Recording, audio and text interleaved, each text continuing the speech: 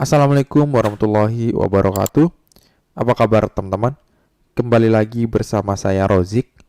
Pada video kita kali ini, kita akan membahas lanjutan tentang sesi playlist video sebelumnya, yaitu membahas mengenai state management provider. Nah, di video kali ini kita akan mengulik tentang salah satu jenis dari provider, yaitu future provider. Di video sebelumnya kita juga udah membahas mengenai stream provider dan provider itu sendiri.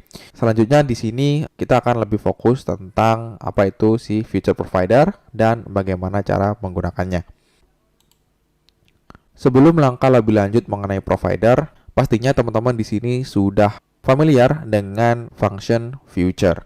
Future adalah fungsi yang merepresentasikan hasil dari operasi asinkronus. Biasanya teman-teman menggunakan fungsi ini ketika ingin mendapatkan atau mengambil data yang membutuhkan waktu. Misalnya teman-teman mengambil data dari internet, dari database lokal maupun dari database yang ada di cloud. Terdapat proses dalam mengambil data tersebut. Kecepatan waktunya tergantung dari kecepatan internet teman-teman juga. Maka dari itu, biasanya kita akan menerapkan si future ini.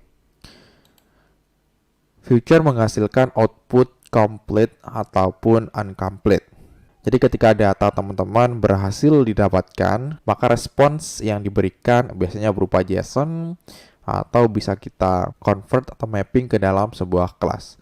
Ataupun apabila ketika proses pengambilan data terjadi error, entah itu koneksi internet ataupun server error dari backend, maka kita bisa menangkap error tersebut di dalam cache, yang mana statusnya adalah incomplete. Lalu apa hubungannya dengan future provider? Si future provider merupakan jenis dari provider yang melisten sebuah future dan mengekspos hasilnya ke widget turunannya, ya. Jadi hasil dari future yang kita daftarkan di dalam provider ini nantinya bisa kita kirimkan datanya ke widget-widget turunan, bahkan widget turunan yang paling bawah sekalipun. Oke, jadi gitu ya. Ini adalah contoh penggunaan dari future provider. Seperti yang bisa teman-teman lihat di sini ya. Kita bisa menggunakan widget future provider, kemudian diikuti dengan tipe datanya. Kemudian di sini ada properti initial data. Jadi ini properti wajib. Teman-teman harus menginisialisasikan data awalnya. Di sini adalah data kelas person dengan properti saya beri nama Zakia. Kemudian ada properti kedua yaitu create. Create ini adalah si function future yang akan kita listen. Di sini saya punya function getPerson di mana dia ini merupakan function future dengan return data person. Seperti itu.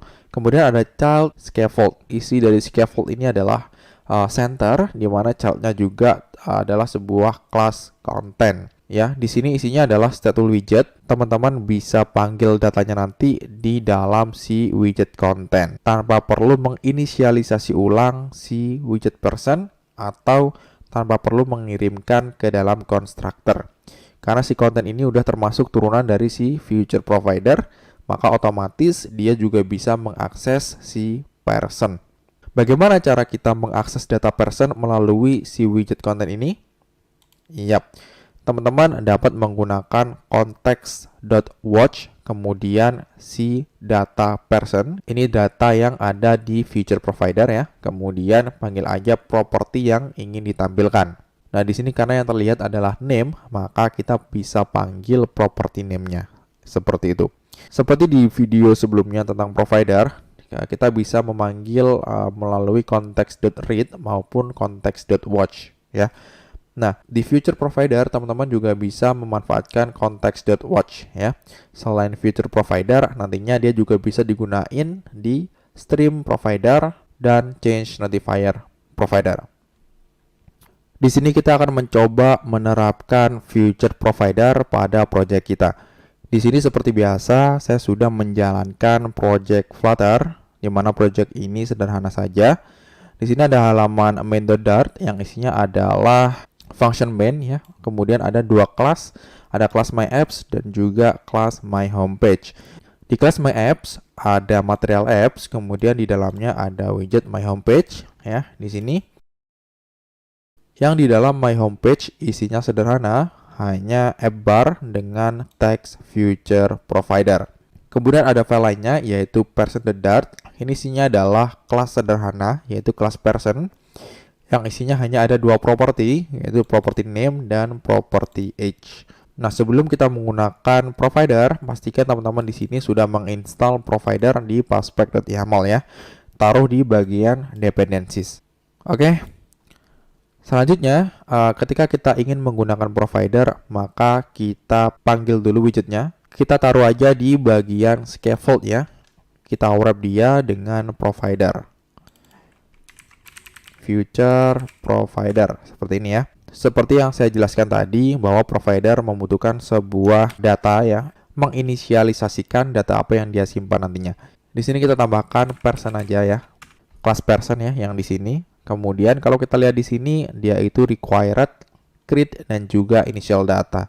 Kita tambahkan initial datanya adalah person ya seperti tadi. Name-nya adalah Zakia ya. Kemudian ada create seperti ini. Create ini adalah isinya callback parameter yang berisi konteks. Kita beri dia underscore aja karena kita tidak menggunakan variabel konteks di dalamnya. Maka kita isi dengan function future. Karena kita belum punya, kita buat dulu ya. Kita bikin di atas ini teman-teman. Kita buat sebuah future. Di sini adalah returnnya person, get persons. Ya. Kemudian karena dia itu asinkronus, jangan lupa tambahkan keyword async. Seperti ini. Oke, karena future ini merupakan function yang dimana datanya itu membutuhkan waktu, maka kita beri dia future delayed. Supaya kelihatan ya kalau dia lagi proses loading.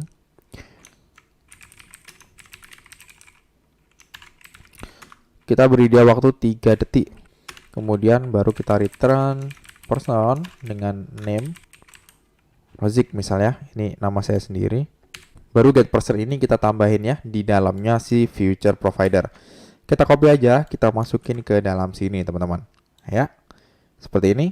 Nah, untuk konfigurasi si future provider hanya itu aja. Nah, sekarang kita bisa gunain data si person ini di kelas lain yang turunan dari future provider. Kita bikin aja kelas nanti namanya konten, kita masukkan di dalam center sini ya. Yang mana dia itu akan otomatis termasuk turunan dari si future provider. Karena letaknya di dalamnya si widget provider ya. Kita bikin file baru dulu aja, namanya content.dart ya. Kemudian jangan lupa stfl ya, gampang aja. Ini kita import langsung material aja. Oke, seperti ini ya. Ini kita isi dengan teks aja, di mana di widget ini kita tampilkan datanya. Cara menampilkan datanya tadi sangat mudah ya. Teman-teman tinggal panggil aja context.watch ya. Kita harus import dulu si providernya. Kita contek aja di sini ya. Kita copy, kita masukin di sini. Watch. Kemudian datanya apa? Data kelasnya kita tadi person. Jangan lupa diimport, kemudian .name. Seperti ini ya. Kemudian kita beri dia null safety. Kalau kosong, kita tampilkan teks kosongan seperti ini aja. Oke, coba kita save dulu. Kemudian konten ini baru kita panggil di dalam center. Di sini ya, kita tambahkan child-nya. Konten seperti ini. Oke. Coba kita simpan dulu. Ya, coba kita lihat di sini. Ya, setelah 3 detik maka dia akan berganti menjadi Rozik, teman-teman. Atau kita coba restart aja biar kelihatan hasilnya. Iya, dia udah berganti seperti ini ya. Dari Zakia ke Rozik, seperti itu. Untuk memahami si provider lebih lanjut, teman-teman bisa kunjungi aja package-nya, yaitu di pub.dev/package/provider atau di dokumentasi si future provider kelasnya langsung, yaitu di link ini ya. Teman-teman bisa akses. Dan jangan lupa kunjungin juga flutter.dev untuk beberapa fitur-fitur lain yang ada di framework Flutter. Oke, mungkin cukup sekian untuk video kali ini, pembahasan mengenai future provider. Semoga teman-teman dapat memahami apa yang saya jelaskan.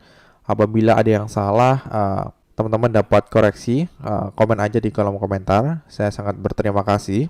Kurang lebihnya saya mohon maaf. Saya akhiri. Wassalamualaikum warahmatullahi wabarakatuh.